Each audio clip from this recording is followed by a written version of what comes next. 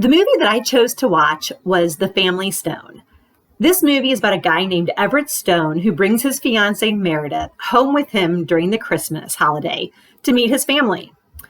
Meredith is a very uptight individual who really wants to make a good impression on his family. The family consists of parents named Sybil and Kelly Stone and their children. First, there is Thad, who is deaf, and he and his African-American partner is named Patrick. The two of them together want to adopt a baby. Next, there's Susanna, who is pregnant, and she has a daughter named Elizabeth. Her husband seems to work a lot and isn't there for most of the movie. There's a brother, Ben, who smokes pot and then, who just kind of seems like the prodigal son kind of guy. And then the youngest daughter, the baby of the family, is named Amy. And she's just a mean character. The Stone family is very liberal and they're a very self-centered family.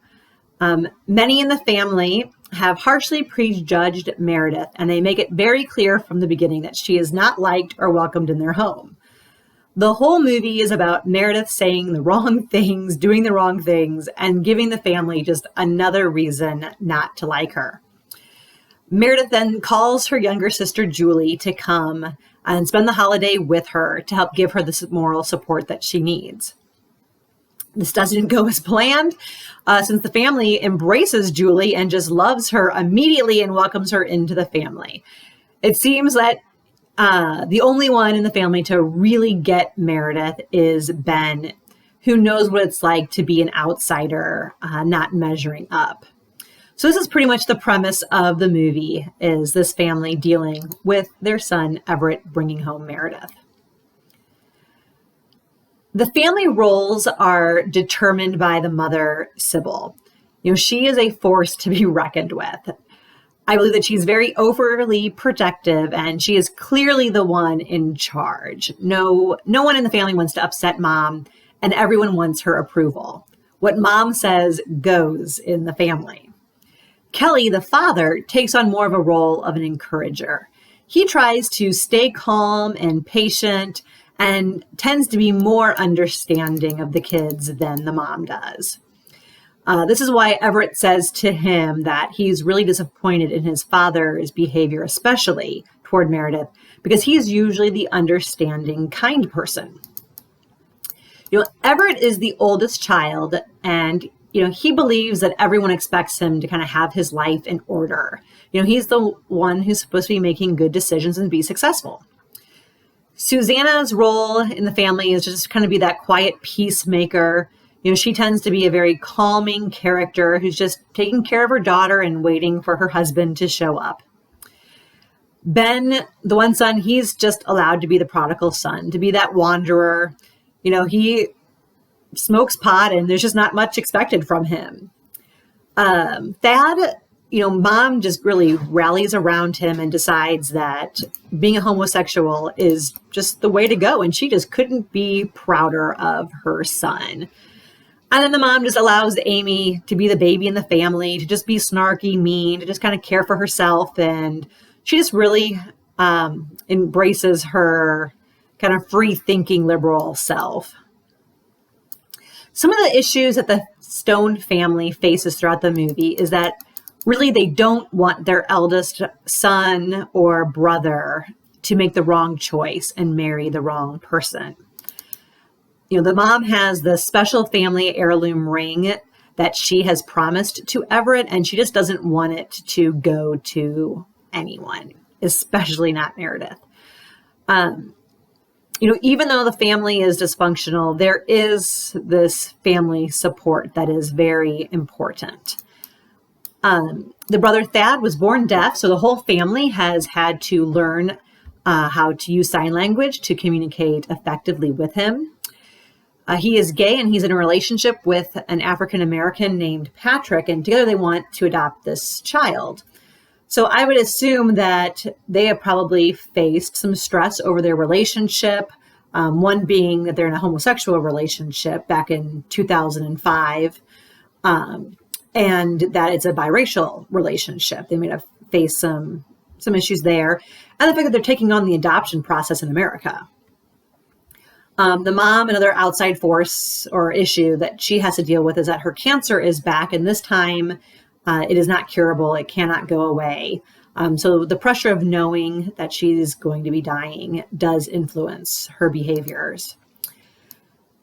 The pressures of wanting to have the family like her cause Meredith to become even more uptight than she already is, to make her say and do really awkward things, and then to work overly hard to impress them. Sadly, it just becomes that those are the reasons that the family believes that they were right in prejudging her. The Stone family, I don't think, deals with outside influences very well. Since they don't like Meredith, they do not treat her kindly. They make jokes about her. They're very quick to judge her. In fact, they're really hateful and downright rude and unwelcoming to her. I find it interesting that Everett, even though he says he loves her and wants to marry her, never really stands up for Meredith against his family. He never really tries to help get her out of the sticky situation that she puts herself in or that the family has orchestrated. Instead, he just sits back and just lets it happen. After the fact, he does get a little irritated with his family. He tells them that he expects better from them since they're just so open-minded. Why aren't they open-minded toward Meredith? So then, because his mother doesn't give him what he wants, he just gives her the silent treatment. The family tries to deal with issues by making jokes at each other's expenses. Instead of having open and honest conversations, they just try to laugh it off, and they're very passive aggressive toward one another. They are very impatient with people who do not share their thoughts and ideas. I always find it really interesting that people, expect others to be tolerant of their beliefs and their lifestyles, but this family is not tolerant of those who think and believe different than them. The mother, she fears death and leaving the family, so it's just easier for her not to deal with it, to just kind of pretend that she doesn't have cancer, to not talk to the children and just pretend that everything is fine. Some of the members of the Stone family also use alcohol and drugs to help them deal with these outside issues. Throughout the movie, it looks like the Stone family really just takes care of themselves and has their own interests at heart. They tend to be very self-centered, but in a very dysfunctional way. They love each other, and they think that their decisions that they're making or the behaviors that they are doing are really what's best for the other person. The younger sister, Amy, she has met Everett and Meredith in New York prior to the movie starting, and she's already made a decision that Everett can't possibly really love Meredith and that they're not a good match. So Amy shares that concern with her mother. And upon then meeting Meredith, like having that first moment impression and hearing how they met, decides that her younger daughter is correct, that there's no way that this is the one for Everett. So she makes that decision. And then because of that, she decides she's not going to accept or welcome her. And then the whole rest of the family just kind of follows mom's lead. She really uses her kind of dysfunctional love as a way to dictate to the family what they should believe and how they're going to act toward one another. The mother doesn't want anyone knowing that her cancer is back, so she makes a decision to not tell them, to have Christmas go on as if everything is just fine. So her husband goes along with that idea, pretending everything is okay. And it's only after getting high with his son, Ben, that he lets his guard down and tells the truth about the mom's cancer.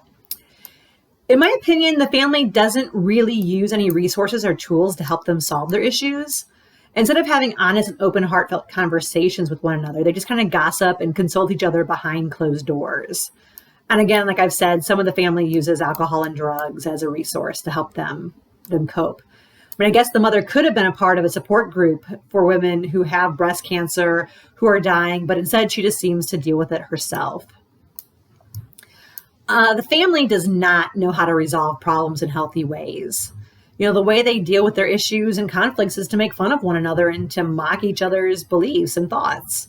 They turn to alcohol and pot to numb themselves, to take the edge off or to loosen up, which, that doesn't help the situation. The family doesn't want Everett to marry Meredith. They don't know what he sees in her, and they see it as a complete problem that he wants to marry her. So the younger sister invents ways to actually humiliate Meredith in hopes that no one's going to like her and that Everett's going to come to his senses. With the mom whose cancer is back and, learning she's going to decide, that she's going to die, decides that the best way to handle things is to not talk about it. She tries to ignore it and pretend that everything is okay. The father, Kelly, ends up telling his son, Ben, that the mother's cancer is back. And when Ben comes in to give the mother a hug, she knows that he knows the truth and she just freezes. She then makes an off-the-cuff comment about the dad and her son, doing pot together. And she just pushes her son away. She kind of tries to use humor as a way to deflect the situation. The family as a whole never comes together in the movie to talk about the mom's diagnosis. The older sister, she picks up on a napping comment that Ben makes, and that kind of alludes to her to think that her mother is sick again. So she kind of lays on the bed and tries to comfort and snuggle the mom. And she uses the movie Meet Me in St. Louis as kind of a way to cope with her sad Christmas, to kind of relate to the character in that movie. When Everett finds out that his brother and Meredith have slept together, instead of waiting to hear the whole story, even though at this point he has decided he doesn't love Meredith anymore and is instead interested in her sister, decides that the best way to deal with the situation is not to talk about it, but to run around the house and fight each other.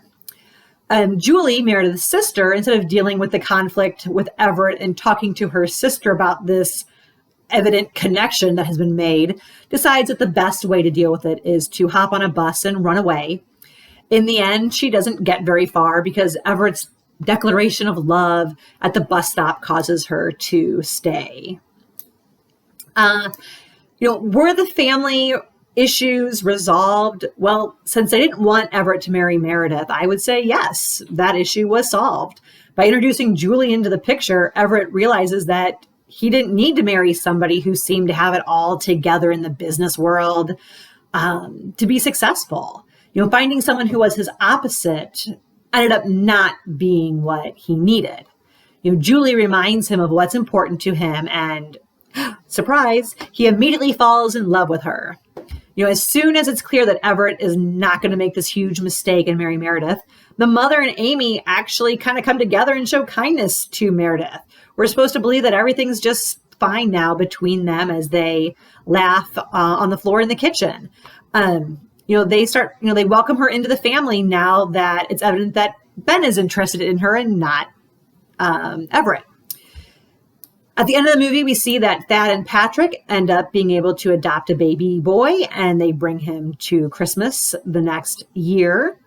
Amy and her high school boyfriend, Brad, patch things up. They get back together because of Meredith's interference. Amy now seems so happy, and she's no longer snarky and lonely. Sybil, the mom, did die, but there is this sense that the family has been brought together, and they're even stronger now than they were before. Even without her presence, they can thrive as individuals and as a family. So after watching this film, I think that the people living, the people in this film are living and behaving completely contrary to God's words in so many ways. There's this constant taking God's name in vain by the mother and other characters. There's a complete disregard to God's plan for marriage and sexuality. Like from the beginning, the mother makes fun of Meredith and Everett for wanting to not sleep in the same bed as her son in the house. And then she even teases her son about having sex with Meredith. She's very casual with her daughter in the kitchen about her high school boyfriend and the sex they had in high school. Gay marriage and homosexuality is encouraged and talked about very openly at the dinner table on Christmas Eve. And in fact, the mother makes it sound like, she thinks it's a joy and it's a wonder, and everyone should just want to have boys who are gay so that they stay at home with their moms. Then at the end of the movie, we see this drunken Meredith who ends up in bed with her brother-in-law or her soon-to-be brother-in-law, and doesn't know if she's slept with him or not. And then there's a swapping of relationships between Everett and Meredith with Julie and his brother. Sex is not treated as, or marriage is not treated as the way God intended it. It's not a gift of marriage as an expression of love, but rather just this casual thing or event that can be mocked and laughed at, that it's no big deal. The dinner table comments about how a parent should want and desire a homosexual child was completely against God's word. When Meredith tries to explain that a parent shouldn't desire their child to be gay, she is treated as a complete outcast and the one that is completely wrong and unacceptable. The Bible makes it really clear that homosexuality and sex outside of marriage for anyone is a sin. It's a sin against God, and it's a sin against their own bodies. And this movie tries to encourage people to accept this sin as just a normal part of life. It makes a mockery of God's order and creation. On a positive note, the parents have seemed to have had a wonderful, supportive marriage and do care and love for one another. The family does not speak the truth in love to one another. They are sharp and rude to each other. They are brutally honest and have a blatant disregard to one another's feelings. Truly, the fruits of the Spirit are completely thrown out the window. There is no, their definition of love is not a biblical sense of love. They are very selfish. There is no kindness and gentleness shown, and obviously there's no self-control. Instead of being welcoming and kind, loving their neighbors as themselves, they're completely rude and hateful toward Meredith. The family is celebrating Christmas, but it is evident that they have no idea what Christmas is all about. To them, it's just a family getting together, opening gifts. It is clearly not about God humbling himself, taking on our flesh to live a perfect life in our place, and to suffer our consequences of our sin by dying on the cross so that we can have forgiveness and eternal life. Nope, that is not the Christmas that they are celebrating, which kind of just leaves you feeling very sad and depressed at the end of the story, because they've just completely missed the point of what God, what Christmas is all about. God coming here, being Emmanuel, God with us to show us his love, and how to really love one another.